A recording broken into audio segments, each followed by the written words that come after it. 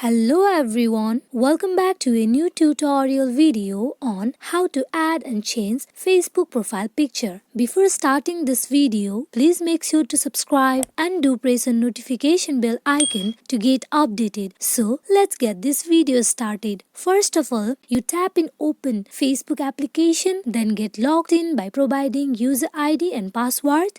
As I have already get logged into my account, you tap in three horizontal line on top right corner. As you can see under menu, your profile icon with your name. Tap on it. Under your profile, you can see camera icon with your profile. Tap on it.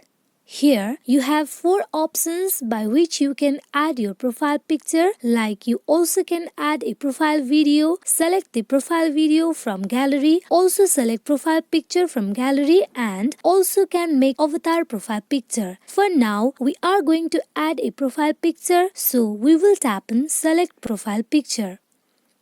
Here you need to select a picture of yours that you want to upload in your Facebook. I'm going with this. You also can make your profile picture temporary and also a permanent. We are going to make a permanent profile picture, so tap on save.